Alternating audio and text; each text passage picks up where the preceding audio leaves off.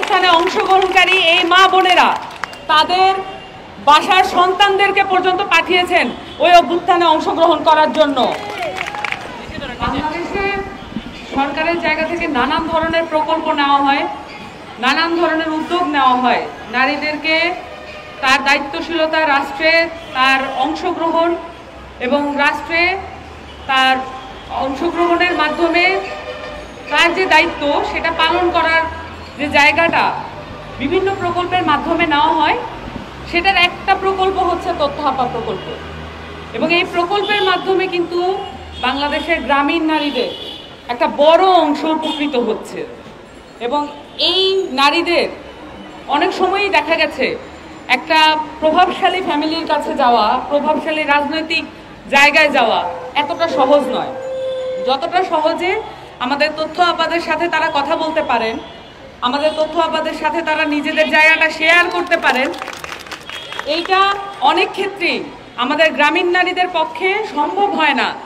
একটা উপরি জায়গা থেকে একটা ইউএনও বা ডিসির সাথে সরাসরি কথা বলা, এবং শুধুমাত্র তাই নয়, অনেক গুরুত্বপূর্ণ বিষয় আছে নারীদের জীবনে, অনেকগুলো জায়গা আছে যেগুলো নিয়ে আসলে জনসম্মুখে সরাসরি কথা বলা এটা অত্যন্ত ঝুঁকিপূর্ণ এবং অত্যন্ত নিজেদের সম্মানের জন্য হানিকর হয়ে উঠবে। এই জায়গায় পরামর্শ দেওয়ার ক্ষেত্রে, এই জায়গায় পাশে দাঁড়ানোর ক্ষেত্রে আমাদের দেশে যে তথ্য আপা প্রকল্প আছে তারা দিন রাত নিরলস কাজ করেছে। কিন্তু এইসব প্রকল্পকে কাজে লাগিয়ে বাংলাদেশে আওয়ামী লীগ তার ফ্যাসিবাদী কায়দা বরঞ্চ আরও বেশি বাংলাদেশের মানুষের জুলুমের কারণ হয়ে দাঁড়িয়েছে। কারণ এই প্রকল্পের মধ্য দিয়ে তথ্য আপাদের বেতনকে কমিয়ে 2022 সালে তারা নিজেদের পকেট ভারী করে এই টাকা পাচার করেছে। 2018 সাল থেকে তারা এই তথ্য আপাদের বেতনকে কমিয়ে তারা নিজেদের পকেট ভারী করেছে। এই টাকা কোথায় গেছে সেটার তথ্য আমরা জানি না, এটা নিয়ে কোনো তদন্ত হয় নাই। স্বাধীন বাংলাদেশে, গণঅভ্যুত্থান পরবর্তী বাংলাদেশে আমরা অবশ্যই এটা নিয়ে তদন্ত দেখতে চাইব এবং তাদের বেতন কেন কর্তন করা হলো সেটা নিয়ে কোনো সুনির্দিষ্ট জবাব নাই, সেই জবাব আমাদেরকে দিতে হবে।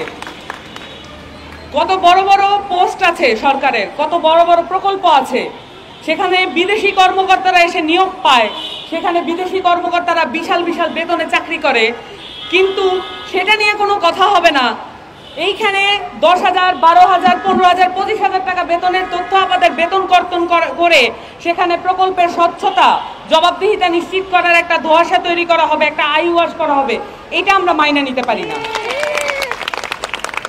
তথ্য আপা প্রকল্প যদি এখানে কোনো সংযোজন বিয়োজনের প্রয়োজন থাকে সেটা সংশ্লিষ্ট সকল কর্তৃপক্ষ এবং অংশীদার যারা আছেন এবং এইখানে যারা নেতৃত্ব স্থানীয় আছেন এই আন্দোলনে সকলকে সাথে নিয়ে সেটা সমাধান করা সম্ভব।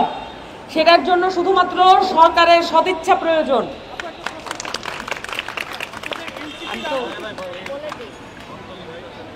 এখানে যারা আজকে 20 দিন যাবত এই ঈদের মধ্যেও, ঝড় বৃষ্টির মধ্যেও এখানে যারা আপারা উপস্থিত আছেন তারা বাংলাদেশের এক টুকরো লাল সবুজের পতাকা। এখানে যারা উপস্থিত আছেন এই নারীদের অধিকাংশই জুলাই অভ্যুত্থানে অংশগ্রহণকারী ছিলেন। জুলাই অভ্যুত্থানে অংশগ্রহণকারী এই মা বোনেরা তাদের বাসার সন্তানদেরকে পর্যন্ত পাঠিয়েছেন ওই অভ্যুত্থানে অংশগ্রহণ করার জন্য।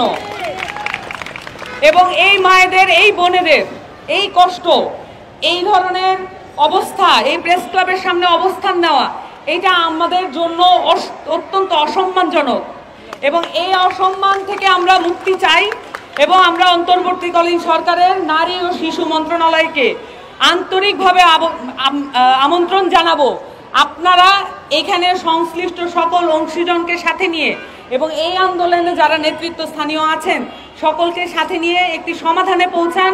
এই প্রকল্পে যেই ধরনের তদন্ত প্রয়োজন আপনারা প্রয়োজনীয় সকল তদন্ত করেন।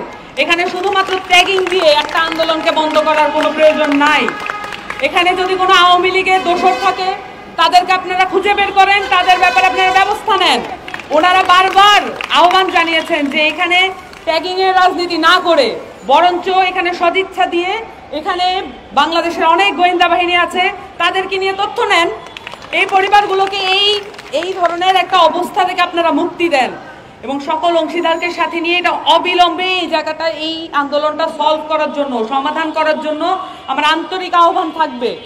এবং আমাদের দেশের নারীরা যে ধরনের প্রতিকূলতার মধ্য দিয়েও তার কার্যক্রম, তার চাকরি এবং তার রাজনীতি করে যাচ্ছে এবং এই নারীদেরকে বারবার হুমকির মুখে ফেলার যে প্রক্রিয়া আমরা দেখি, সেই প্রক্রিয়াকে আমরা ধিক্কার জানাই এবং আমরা তথ্য আপার প্রকল্প সহ যেসব প্রকল্পে নারীদের ক্ষমতায়ন শুধু নয়, নারীদের সমাজে দায়িত্ব এবং অংশগ্রহণ সেটা নিশ্চিত করার জন্যে যারা যারা যেই নারীরা কাজ করে যাচ্ছেন তাদেরকে বরঞ্চ আমাদের উৎসাহ দেওয়া প্রয়োজন।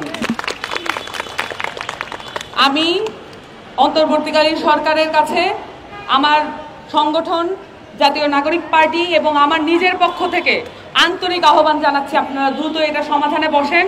আমাদের এখানে নেতৃত্বস্থানীয় যে আপারা আছেন তারা অত্যন্ত উইলিং, অত্যন্ত সাহায্য সহযোগিতা মনোভাবপূর্ণ এবং তারা আপনাদের সাথে আলোচনায় বসতে উদ্গ্রীব আছেন।